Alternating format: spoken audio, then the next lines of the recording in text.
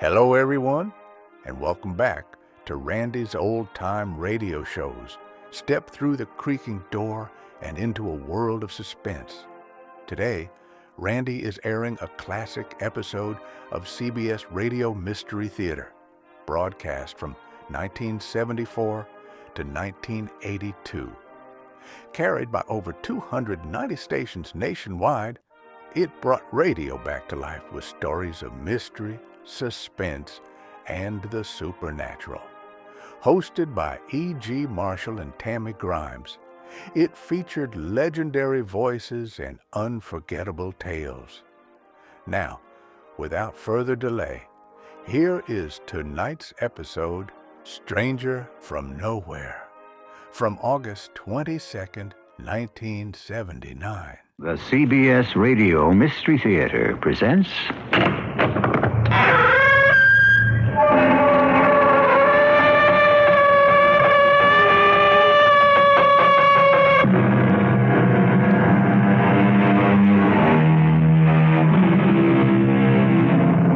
Come in.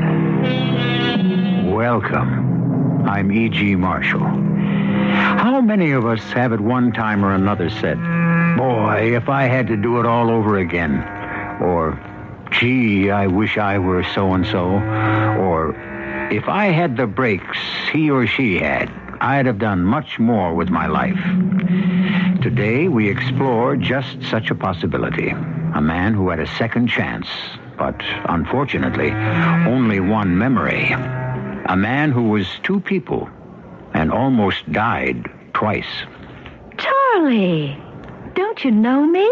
I'm afraid I don't. It's only 2 years. Have I changed that much? 2 years? Since what? But don't you remember me? Mary. I couldn't have met you 2 years ago. But you did. I wasn't born 2 years ago. That's why.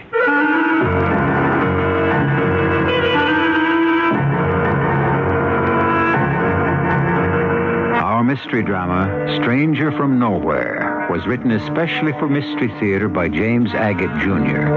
and stars Paul Hecht. It is sponsored in part by ARM, Allergy Relief Medicine. I'll be back shortly with Act One. I'm Susan Anton, and there is a better way to sleep. The perfect sleeper. It's a good feeling to sleep the night away on a perfect sleeper by Serta. Be a perfect sleeper. Buy a perfect sleeper by Serta. Firmness that feels good. Every perfect sleeper has it, from the Signature One to the fabulous Avanti with Pillow Soft Top. Choose from a full range of comfort and firmness combinations, and enjoy firm, deep support for your back and luxurious comfort on top for you. Be a perfect sleeper. Buy a perfect sleeper by Serta. Be a perfect sleeper. Buy a perfect sleeper by Serta. The following is a paid commercial. In the dark, they are watching. They are waiting. They are the Wolfen, dangerous and deadly creatures of amazing intelligence who gather unseen on the deserted city streets, ready to stalk their victims. The inescapable terror of the Wolfen can only be stopped by one man and one woman, cops trained to risk their lives. The Wolfen, a novel by Whitney Strieber, the most frightening reading experience since the Amityville Horror. Now a Bantam paperback. Be warned, the Wolfen are here. Look out now, it's the Pointer Sisters. A kick and a smile. Turn on the sun. Makes me feel good. Makes me feel nice. Have a coke and a smile. That's the way it should be. And I'd like to see the whole world smiling with me. Coca-Cola and life. Have a coke and a smile.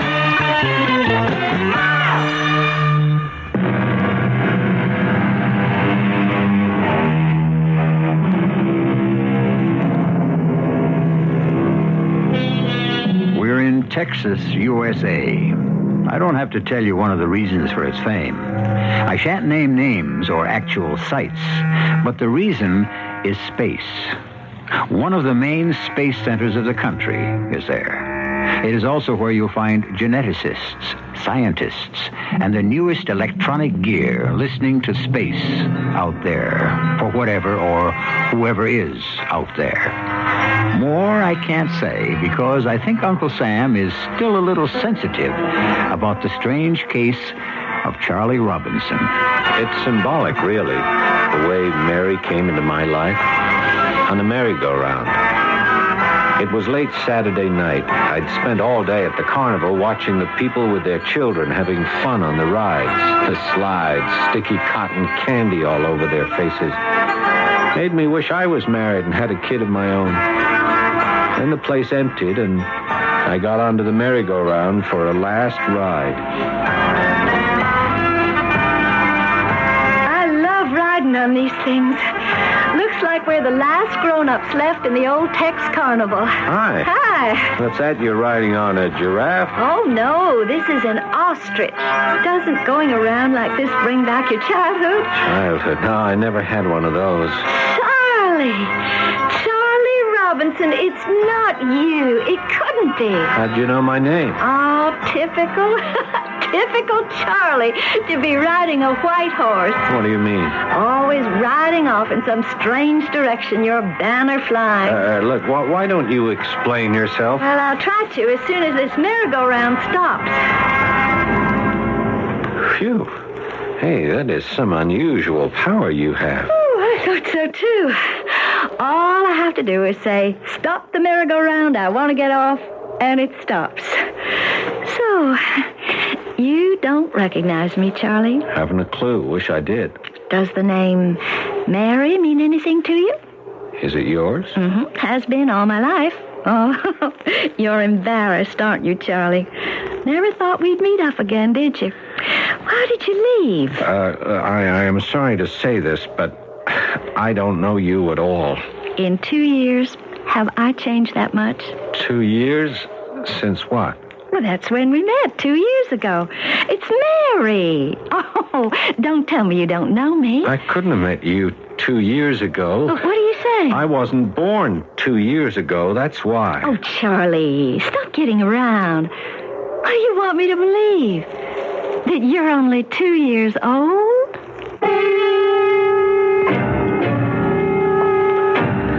I realized the moment I said 2 years ago I wasn't on Earth.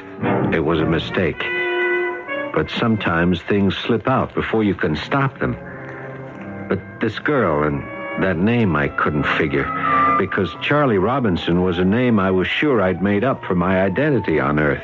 My real name is Selrah, S-E-L-R-A-H. I put a C in front of it, spell it backwards, and it makes Charles. As soon as I got back to my apartment, I unscrewed the silver spheroid and talked to my contact, Jarva. Jarva? Yes, Selrah. What is your report? We are ready to take it down. Jarva, I've had an unnerving experience today. What is it? A young lady said she knew me. She called me by my Earth name. What did she want? I don't know. Recognition, acclaim. I thought you might help me, Jarva. You have been sent to the planet Earth to observe, not to have warm feeling for Earth females. I will consult and get back to you. My mother planet has a tie with planet Earth. Millenniums ago, our name was Kill. We learned that on many stars and hominid-inhabited planets in our galaxy, this name was negative. Therefore, 400 Earth years ago, we renamed ourselves Tycho Brahe after the Danish astronomer who discovered Cassiopeia. I was there. Selrah? Yes, Jarva? I'm here, still awaiting instructions. Do you remember the Earth year 1600? 1600 Anno Domini. Very well. You had a a meeting in Prague with Johann Kepler and the great astronomer after whom our planet is named. Tycho Brahe, yes? On that occasion, you were 30 Earth years old, the same as you are today, and you made yourself into an expert astronomer. My instructions are, now, make yourself into an expert American from Texas. Yeah, it's all very well for you to tell me, but what about the Earth female called Mary? If you cannot carry off your disguise and your orders, you will be recalled, but in disgrace. Oh, plead my case, would you? I'd give anything to return to Tycho. I will report your wish, but don't expect much consideration until you have served your time. At night, I look out of my window up at the stars and I cry. Somewhere out there is my homeland.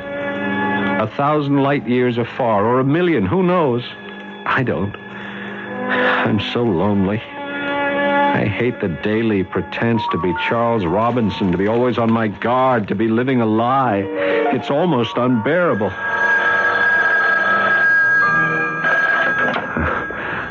Hello? Tracked you down, didn't I? Who is this? Charlie Robinson. Don't give me that who is this routine. It's Mary, and you know it is. Oh, yeah, of course. I was just sitting here. Staring out the window, I bet. How did you know? Because, darling, you always used to. I did? If I didn't know you so well, I'd be insulted. After disappearing as you did, and then our accidental meeting on the merry-go-round, I'd think you'd be full of apologies. Apologies for what? Are you continuing this pretense?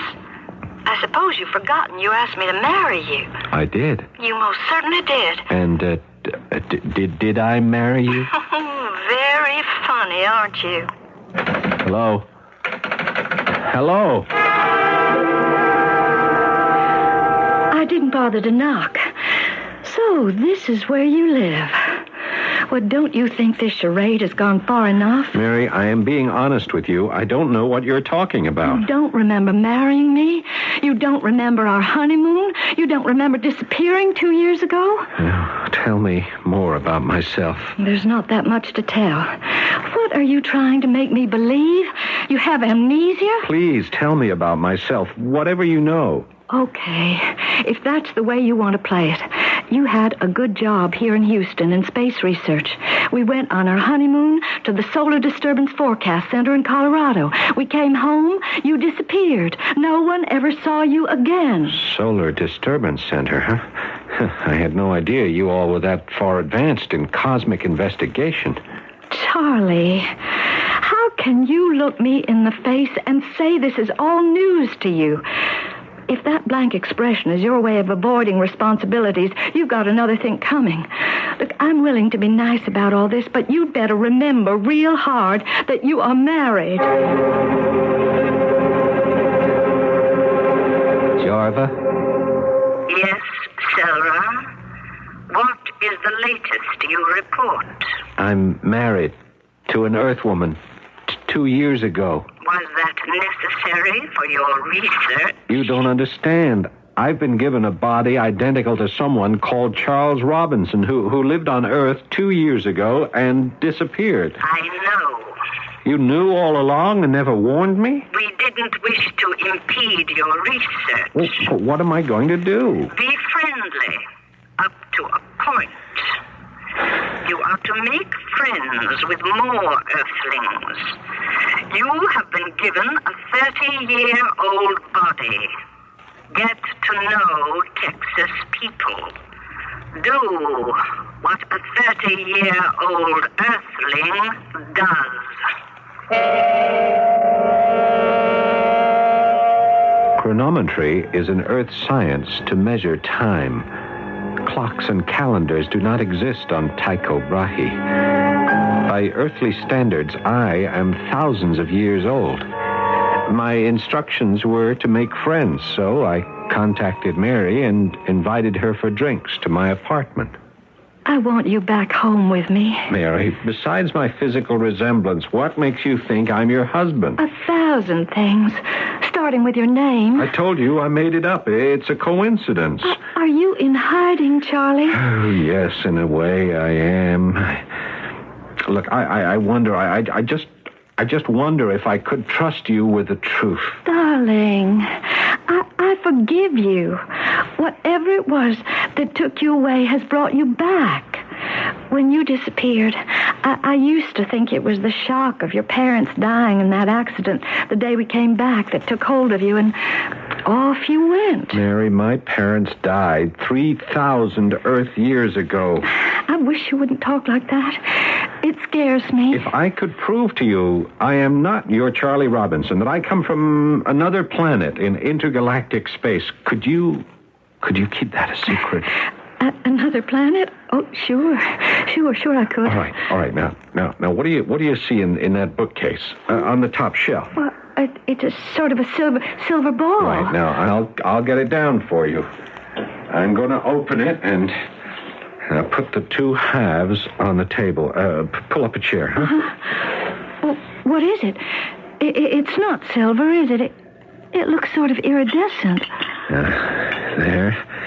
I've unscrewed the two halves of the sphere. Now, lay them side by side, face up. Is it some kind of a magic trick? Maybe I overestimated your intuition. Jarva? Can you hear me? Jarva, are you listening? Jarva, I have a visitor with me. The earthling woman I told you about. Will you speak to her? I don't hear anything. What are you doing, Charlie? I'm communicating with my control on Tycho Brahe. Tycho Brahe? My home, the planet that I come from. Oh, yes, of course. Her name is Jarva, and only I can hear her. But perhaps if you are patient, she'll speak to you. Oh, yes, sure. Now, listen, Charlie. I just remembered I have an appointment at the doctor's, so if you don't mind, I'd better go now. Take care, will you? Everything is going to be all right. Who do you believe? That's the problem. I've no reason to doubt Charlie's sincerity, that he's positive he's come from another planet called Tycho Brahe. Is it his imagination or ours? His ability to communicate with this Jarva, his control. There are too many imponderables at this moment for me to advise you one way or the other, except to say, stay with us until I return shortly with Act 2. At the store, they told me there's a powerful anti-itch drug I can buy without a doctor's prescription. Now, I use Bicozine cream as directed. No more burning, embarrassing itching. No more scratching. Bicozine actually speeds healing. Bicozine cream. What a relief. Now, soften and remove hard, callous skin with the same ingredient doctors use most. Apply Dermasoft cream to feet, hands, elbows as directed. Dermasoft cream. What a difference it makes when you got it. Take your family the way it is. On Kodak film, the boy so proud of his Little League uniform. That's worth a picture. Being struck out by his sister. That, too. What a difference it makes when you got what it takes. What a difference it makes when you got it. Take a look at your family because it's special, especially on Kodak film. When the weatherman says possible showers and you still want to have your car washed, just head for McLean's Car Wash in Woodfield Mall or Lawrencewood Shopping Center in Niles. Don't worry about any rainy forecast. McLean's will give you a radio rain check. And then if it rains within the next 24 hours, come back and present your rain check for a free car wash at McLean's. If it rains within 48 hours, you get a rewash for just $1, half price. And it's McLean's complete Belvamatic wash and wax job with thorough cleaning, triple filtered rinse, and hot Carnauba wax. Even if it rains within 72 hours, you can present your radio rain check at McLean's and get a rewash for just $1.50, 1/4 off the regular price of McLean's full wash and wax job. Don't worry about the weather. Keep your car sparkling clean at McLean's. 2 convenient locations, Woodfield Mall and the Lawrencewood Shopping Center in Niles. Open 7 days a week, 7 a.m. until 10 p.m.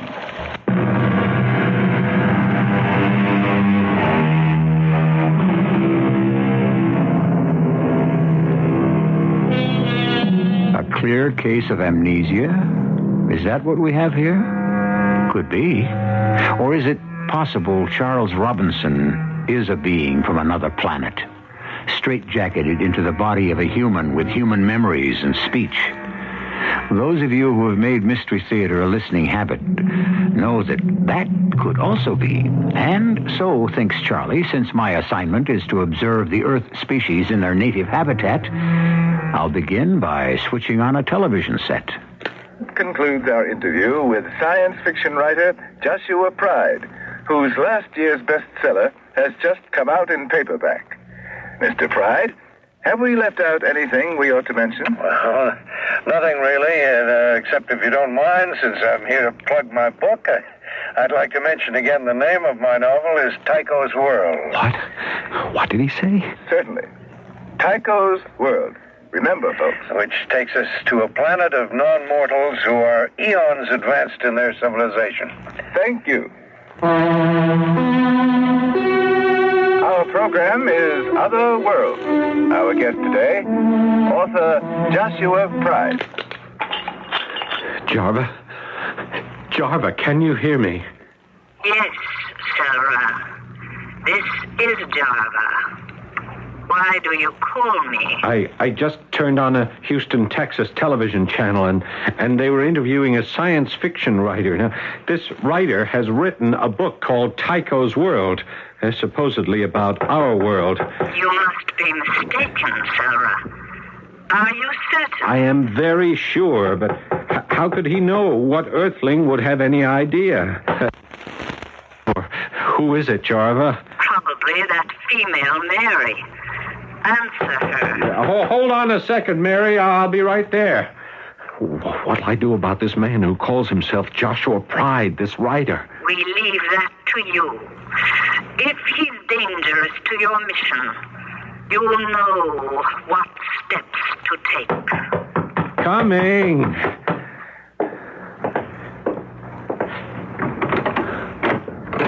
Oh, I'm awfully sorry.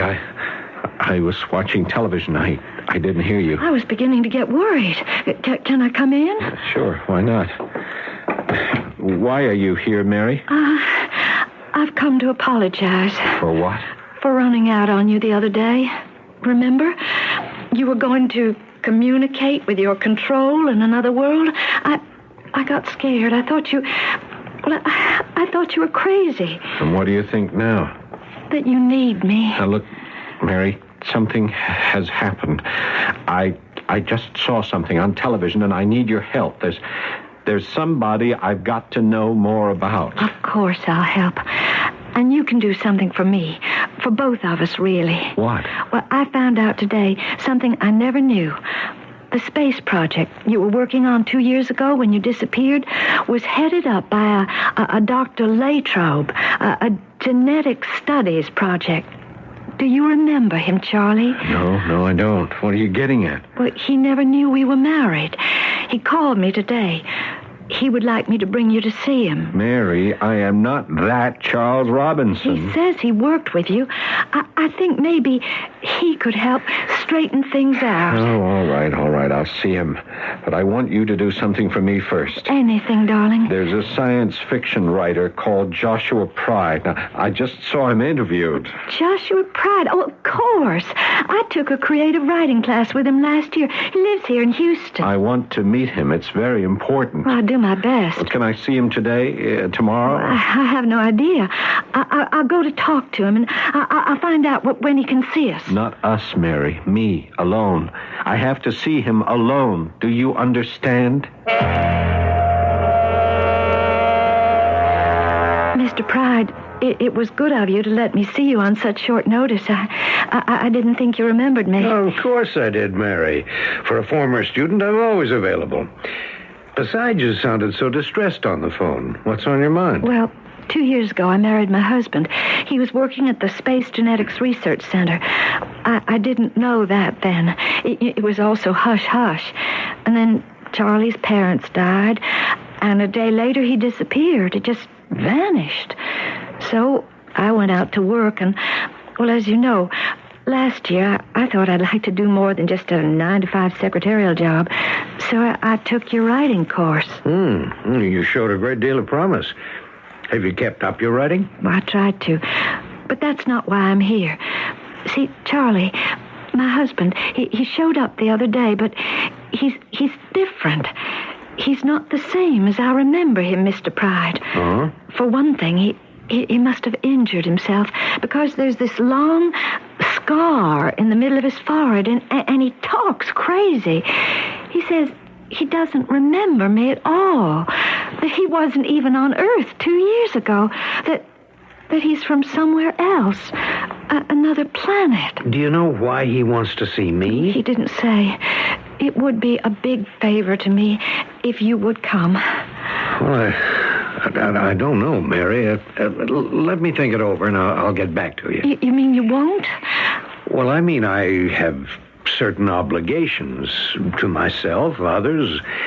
If your husband is suffering from certain delusions, how could I blindly go ahead and meet him alone, as you say? Well, I'll think about it.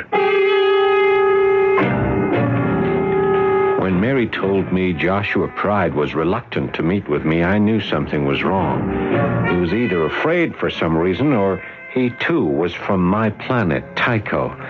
I consulted my control. Speak, Sarah. This so-called science fiction writer has not yet agreed to see me. Why do you say so-called? Because I am not sure he is what he claims to be.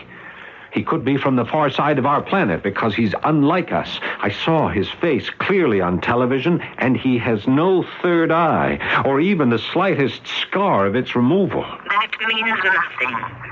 He could have had a better plastic surgeon than the one who removed your third eye. Why is he hesitating to meet me?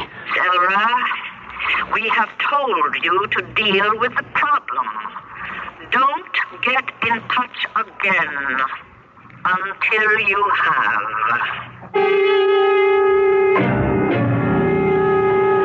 If this disguised entity from our galaxy, or even the far side of our planet, has been sent to stop my work, he must be disposed of. I purchased a copy of his book, Tycho's World, and a revolver.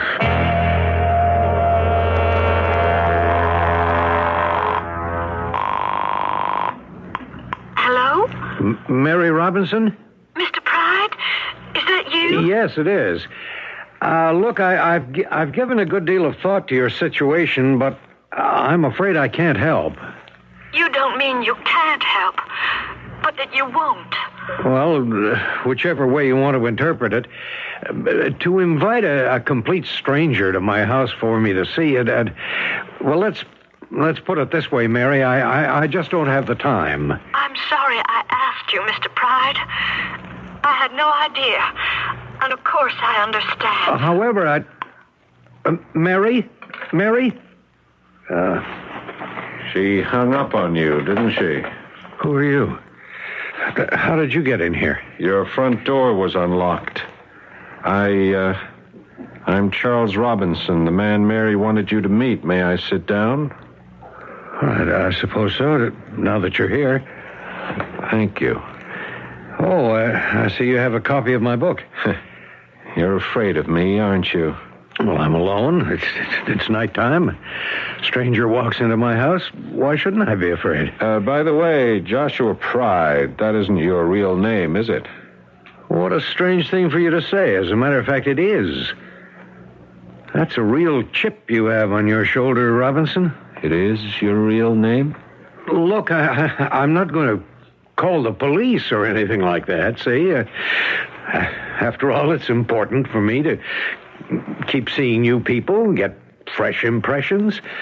So you just sit back, Robinson. Make yourself comfortable, and we'll have a nice talk. All right? Where did you get the name Tycho from? It just came to me. Liar. Well, I must have read it somewhere. I open your book to page 78. Here, you say this planet Tycho was once named Argon, but in honor of a Danish astronomer, the name was changed to Tycho Brahe. How did you know that? Well, I haven't the foggiest. It seemed like a good idea. Yeah, of course, you only have half of it. Our planet's original name was Kill, not Argon. My dear man, I used the word Argon because I could then call the early space and time travelers Argonauts. That's why. Yeah, you're mistaken about that. Also, you're quite wrong. Robinson, Charlie, it's all made up, invented. It's not right or wrong. There is no such thing as space on Tycho. We are time beings and time travelers only. That is why I go back hundreds, thousands of years as if they were what Earth people called yesterday. Will you explain to me why you came here? To find out why so much of what you have written is based on fact, and how come you know it all. I think I've had just about enough for an evening. You may, but I haven't. And that's why I brought with me this handy means of persuading you to tell the truth. Now, hold on just a moment. We're not going to get anywhere by using force. I believe this is the way a revolver is loaded. Here, I marked this page 148. You talk about how each traveler to Earth is assigned a control. Yes, I do. And here on the next page, 149, you call this control by the name of Jarva. Now, don't tell me this is also a coincidence, that Jarva came to you out of the blue. But it did. I made it up. It's all fiction. Most of it is fact. You say... I know. Because Tycho is my home. You're mad. You are either one of us masquerading as human, as I am, or you are here to unmask me. Now, let me see. How does this safety catch work? Oh, yes. Think what you're doing. Over the centuries, I've come often to Earth to watch, to report, and return. Sometimes I have to destroy an enemy, an unworthy creature. I'll tell you anything I possibly can, but put that gun down. It could go off. Unless you tell me by what right you use the name of my planet and my people, I have no alternative but to fire. No, don't. If you are from Tycho, a bullet won't dispose of you. You know that. I know that. Of course, if you are human, it means the end. Stop, Robinson. Yes, I am from Tycho. Yes, I've been assigned to spy on you.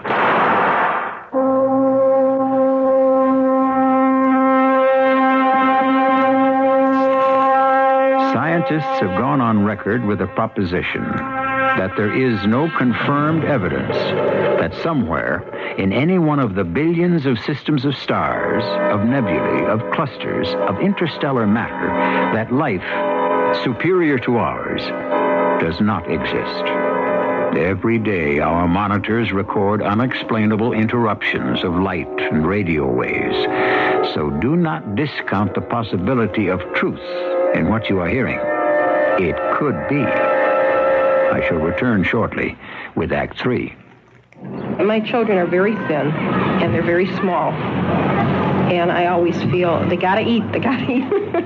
Mrs. Ruth Apfelbaum tells how she's always been able to get her family to eat well. Kraft macaroni and cheese, through the years, I know they like it. Even as little babies, I remember I put it on the high chair. And they pick it, before they used a fork. And they pick the little noodles up with their fingers. And they just always have liked it. They do like it. Kraft macaroni and cheese dinner. You know they're going to like it. Look closely at the medicine you take for your hay fever. There's a good chance it's an antihistamine and nothing more. Nothing more? Don't give up. Arm yourself with ARM. ARM is antihistamine strengthened with decongestant for freer breathing, clearer sinuses, strengthened for better relief. Arm yourself with ARM. ARM, for occasional use only as directed. It's Northwest Federal Savings Time. We've got more time for you. Northwest Federal has the time to help you plan sensibly for your financial future, whether you're just starting your career or already well on your way to retirement. If you're employed but not a participant in a retirement fund, Northwest Federal can help you set up an IRA plan. You will not have to pay income tax on the money you deposit into the plan until retirement. Earned interest on IRA funds is also tax deferred until retirement, when you're likely to be in a lower tax bracket. If you're self-employed, you and your employees are eligible for tax-sheltered savings through the KEO plan. A Northwest Federal KEO account also saves you tax dollars on funds invested and interest earned. Stop by any Northwest Federal Savings Center for full details on either plan. Northwest Federal IRA and KEO plans. Another example of how Northwest Federal does more for you. It's Northwest Federal Savings Time. We've got more time for you. WBBM Chicago.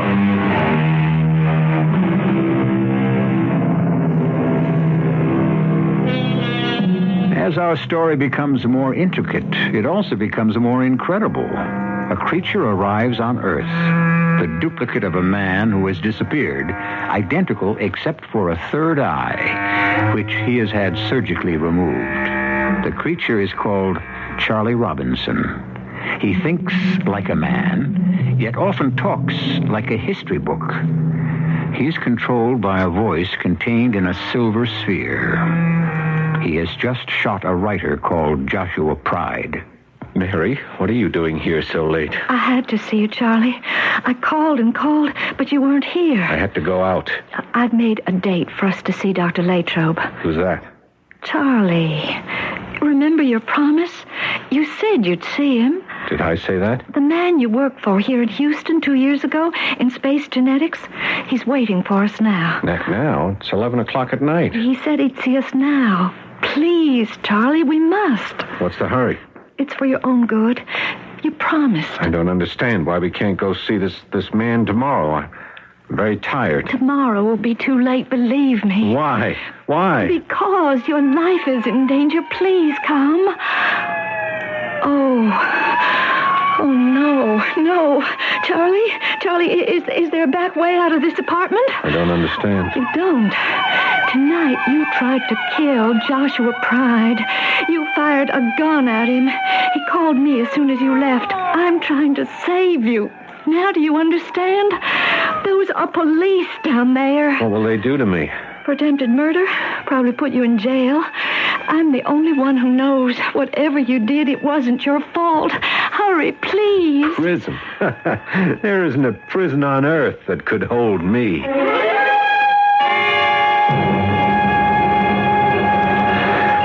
You're behind all this, aren't you, Mary? Charlie, what are you saying? How did the police know where to go? I don't know.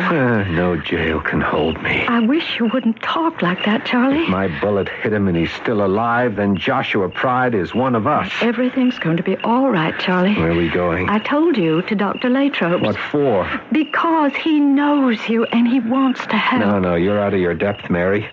All of you earthlings are digging their own graves. You don't realize it, but you are. We're not far from Dr. Latrobe's house. What none of you realize is that your precious Earth belongs to the lowest scale of all terrestrial planets, composed of silicates and metals. Right, now just 100 yards more or so. Now, can you see his upstairs window through the trees, Charlie? It's lit.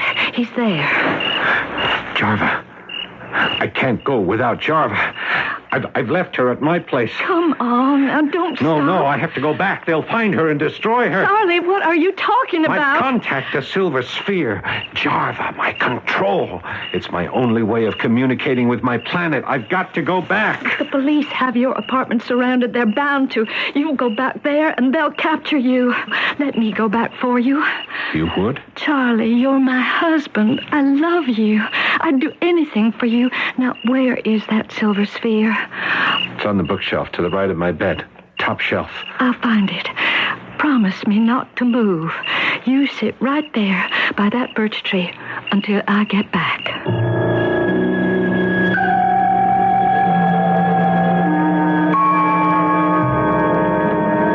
Darn it. Where is it? Oh, I can't make out anything in the dark. It's not here on the shelf where he said it was. Maybe if I just reach past these books. Oh, now I've done it. Why didn't you turn on the light, miss? Oh. You can see what you're doing much better. I was just... I know. You were just looking for something to read. You're a policeman. That's right. I was just looking for something for a friend. You happen to know where we could find him, miss? Find him? Who? Your friend. Isn't his name Charles Robinson? I know Charlie. Oh, yes, I do. You know where he is now? No, I don't. No, not at the moment. You know he attempted to commit a felony? Oh. Obviously you do. I'm on duty here, miss, to apprehend anyone who shows up, so I'm going to have to ask you to come along with me to the station house. I can't do that, officer. It's very important that I find something Mr. Robinson left here. If it's a revolver you're looking for, don't bother. It's been recovered. I've got it. See, it rolled under the bed. Is that what you came for, a silver ball? Yes, it's important to Charlie. Okay, let's go bring it to him. Oh, I couldn't do that. I promised. You don't seem to understand, miss. Assault with a deadly weapon. Robinson, the perpetrator, tried to kill someone, a stranger to him. For his own safety, he'd better be picked up. Could I go first and sort of explain it to him? You see, I'm his wife. Let me just have a look at that silver ball. I want to make sure it's no bomb or anything. What is this? It's empty. To you and me, it's empty, that's right. Okay, it's all yours. It's hard for me to explain, but my husband wants it very much.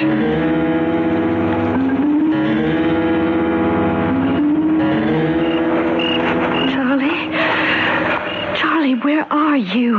Right here behind you. Oh, you startled me. Did you bring Jarva? Yes, here she is. Oh, Mary, you're wonderful. I was so afraid. Charlie, I want to tell you something. No, wait. Until I've made contact, and then we can talk. Jarva? Jarva, can you hear me? This is Selrod, Jarva. There's nothing. What is it? What's the matter? Jarva? Charlie? I can't get through. Jarva, this is Selra, citizen of Tycho Brahe. Help me, Jarva. Don't leave me on Earth alone. Mary, it's all over. They've abandoned me. Charles Robinson, will you put your hands up and come forward quietly? Oh, Mary. It's for your own good. Glad you're here, Mary. You know Joshua Pride. Yes, I do, Dr. Latrobe. Hello, Mary. I understand Charlie's getting better every day. Yes, Robinson is improving greatly. Everything he imagined seems to be disappearing from his mind. Everyone's been so understanding from the beginning. The police letting you take Charlie to the hospital, Dr. Latrobe, to say nothing of you, Mr. Pride, not pressing charges. When Dr. Latrobe told me the bullets were blanks, I didn't want to look silly. Besides, Robinson wasn't himself. It was amnesia, wasn't it? No doubt about it. What I don't understand is where did he get those wild ideas about coming from another planet? My fictional planet, in fact. I expect very soon it will all seem like a bad dream, if he remembers it. He's lucky. He won't, but I always will. Why so? 2 years ago, when Charlie was working here, I found him in the laboratory one morning, unconscious. But why wasn't I told? Mary, we had no idea he was married. His parents had just died in an accident, and we thought he was alone in the world. Oh, excuse me. Yes? Yes, Doctor. Yes, she's here. I'll send her right along. Thanks. I'm glad to hear it. That was Dr. Mercer, the neurophysicist in charge. He says, Mary, if you'll go down to his office and wait, you can have a visit with your husband. The whole whole thing had to be kept quiet, Mr. Pride. We were doing these top-secret genetic studies, so... So, when you found Robinson unconscious that morning, you couldn't bring him around, eh? He came to a total amnesiac. How could we release him like that, knowing no one, not his own name or where he was from? Here we had a man with a great brain capability, but no memory. So we used him as a guinea pig. You're kidding. We programmed him, giving him memories, ambition, a reason for living. Well, how could you do that? Oh, my Lord, of course. You used my book. Tycho's World, exactly. And all the fictional characters in it. Robinson became one of them. It took months, but we instilled in his dormant cells who he was, where he came from, and what he had to do on Earth. Spy and report. We gave him the name Sarah. Java, a character in your book, became his control. That explains it. We gave him a miniaturized sender-receiver in a sphere he carried with him, which we monitored day and night. The scar on his forehead, which was really the result of a fall in the laboratory, became plastic surgery removal of a third eye. I never thought when I invented that idea that someone would believe it. We monitored Charlie for almost 2 years, and during that time, he has been living in 2 worlds. I can't believe I'm hearing this, Dr. Latrobe. I'm appalled and very angry. To tamper with a man's brain, officially no less, is the most criminal assault on a human being that I can imagine. To make a man lose 2 years of his life, it's unforgivable. You don't understand. He'll be as good as new and never know it. But what for? Why? Would he have been better off to remain a mental vegetable? However, there was a reason. Probably the most important one any man could have today. Charlie, are you awake? It's me, Mary. Hi, Mary. Hope you're not angry with me. You really recognize me, don't you? Of course. I apologize for ending up in the hospital the first week we're married like this. You just get well, and we'll pick up where we left off. Tell you a funny thing, I've been trying to remember what happened. Was it last night or the night before my first back at Dr. Latrobe's lab? I know I was working late. You didn't call me. I was getting worried. What's a new bride going to think? I was standing on one of the lab tables to change a light bulb in the ceiling that had gone out. That's all I remember. I must have fallen and knocked myself out. See the scar on my forehead? I really heal fast, don't I? Oh, you're in good shape, darling. And Latrobe's not mad at me for holding up the experiments? How long have I been here? A day or 2? Nobody's mad at you, Charlie. Oh, you know, Mary, I'm getting awfully sleepy. They keep giving me these drugs so I'll relax. Well, I'll come back to the hospital. You better. I want to go home tomorrow. You have my word to keep it quiet. Why did you pull that mind indoctrination on Robinson? This government has reason to believe emissaries from other planets are at this very moment right here on Earth, living among us, disguised as human beings. By programming Robinson, following his every move, we hope to learn something about the reasoning process of such a non-mortal person, a creature from outer space who is sent here and must deal with life in our world.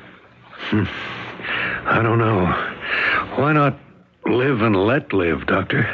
Because it's about time we found out whether, in this vast universe, we have friends or enemies.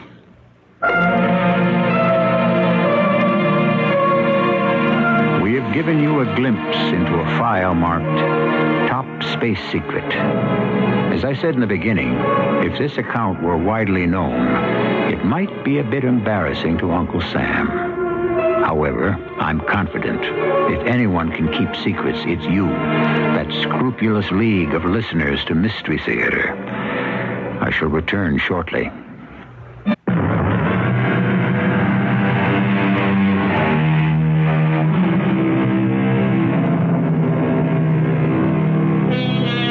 In an automated and impersonal world, in a society that trusts the readouts of a computer rather than the readings of the human heart, nobody can close his mind to the possibility that someday science may become the ultimate deity. So, as the facts become known to me, I shall continue to open secret doors to the universe so we may be forewarned of the mysteries of the future. Our cast included Paul Hecht, Carol Teitel, Court Benson, and Gordon Heath. The entire production was under the direction of Hyman Brown. This is E.G. Marshall inviting you to return to our Mystery Theater for another adventure in the macabre. Until next time, pleasant dreams.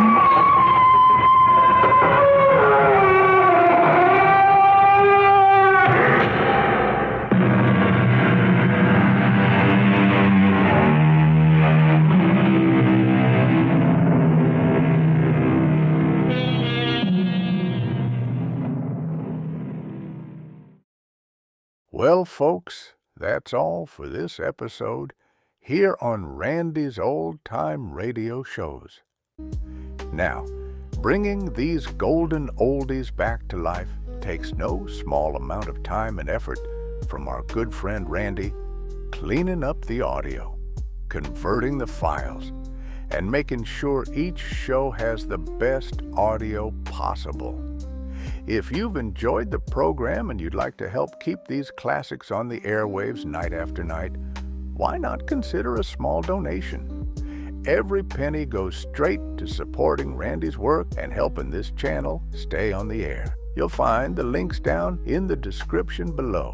And for those of you kind souls who've already given, Randy tips his fedora to you. Your support truly keeps this old radio spirit alive. Thanks ever so much. And until next time, keep those dials tuned and keep the memories rolling.